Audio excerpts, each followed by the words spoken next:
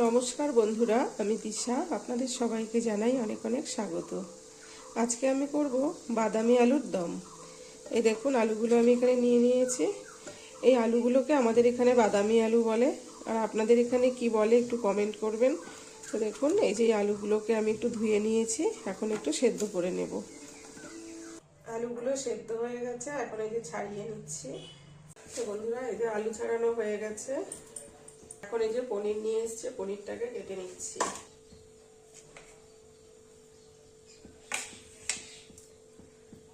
পনিরগুলোকে এরকম medium size করে কেটে নেব, চৌকো করে। পনিরগুলোও কাটা হয়ে গেছে। তো এই যে এখানে কিছু মশলা করে নেব। এখানে একটা টমেটো, একটা পেঁয়াজ, 3-4 টুকরো এখানে আদা নিয়েছি, আর কয়েক কোয়া রসুন। এগুলো সব আমি একসঙ্গে পেস্ট করে নেব।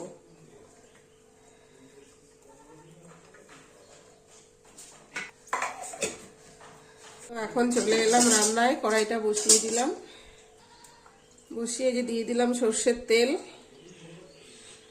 তেলটা একটু বেশি করে দেব, আলুগুলো ভাজা হবে। তো তেলটা দিয়ে এখন এই যে আলুগুলোকে আমি ভেজে নেব। দিয়ে দিলাম সামান্য একটু নুন আর একটু হলুদ গুঁড়ো, দিয়ে খুব ভালো করে এইভাবে আমি লাল লাল করে আলুগুলোকে ভেজে নেব। তো দেখো, অনেকটাই কিন্তু ভাজা হয়ে এসছে। এইভাবে একটু লাল লাল করে ভেজে নেব। তো আলুগুলো ভাজা হয়ে গেছে, এখন তুলে নেব।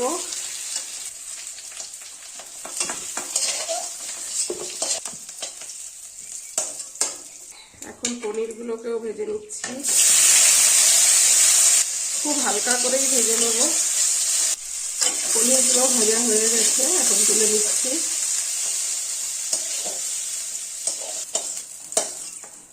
এখন আবারও দিয়ে দিচ্ছি আর একটু তেল। তেলটা দিয়ে এখন ফোড়নে দিয়ে দেবো একটা গোটা শুকনো লঙ্কা, আর দিয়ে দিচ্ছি গোটা জিরে, আর দিয়ে দিব 2টো তেজপাতা।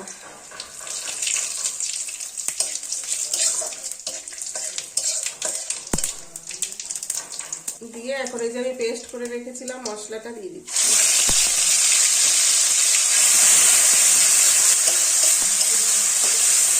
মশলাটা দিয়ে এখন দিয়ে দিব এর মধ্যে স্বাদ মতো লবণ 1 চামচ, হলুদ গুঁড়ো 1 চামচ, জিরে গুঁড়ো 1 চামচ, আর ঝাল লঙ্কার গুঁড়ো 1 চামচ দিয়ে এখানে এই যে মিক্সির বাটিটা ধুয়ে একটু জল দিয়ে দিলাম।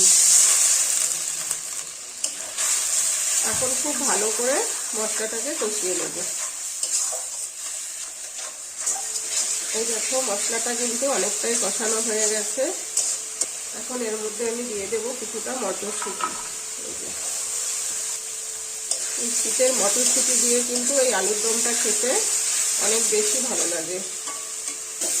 মশলাটা খুব ভালো করে কষানো হয়ে গেছে। এখন এই যে ভেজে রাখা আলুগুলো দিয়ে দিচ্ছি। আলুগুলো দিয়ে আরো কিছুক্ষণ আমি কষিয়ে নেব। মশলার সাথে ভালো করে আলুগুলোকে এভাবে কষিয়ে নিতে হবে। তো মশলার সাথে আলুটা খুব ভালো করে কষানো হয়ে গেছে। এখন পরিমাণ মতো জল দিয়ে দেব। এখন দিয়ে দিচ্ছি জল।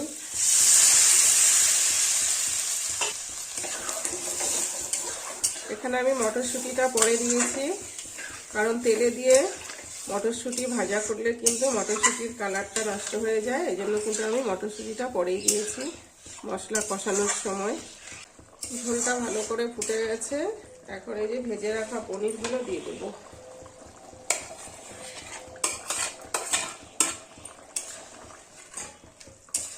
আলুর দমটা একটু ঘন হয়ে গেছে। এখন এর মধ্যে দিয়ে দিচ্ছি 1/2 চামচ চিনি,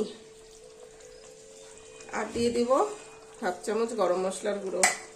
দিয়ে খুব ভালো করে আরেকটু মিশিয়ে নেব। এভাবে আমি কিন্তু এরকমই একটু মাখা মাখা গ্রেভি মতো নামিয়ে নেব, কারণ আলুর দম কিন্তু নামানোর পরে অনেকটাই টেনে যায় আর শুকিয়ে যায়। সেই জন্য একটু এরকম ঝোল ঝোল করেই নামাতে হবে। এখন একটু ঘি দিয়ে দিচ্ছি। এই যে,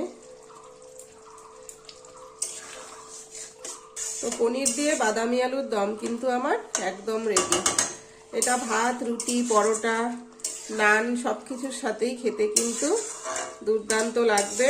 আপনারা অবশ্যই একবার বাড়িতে ট্রাই করবেন।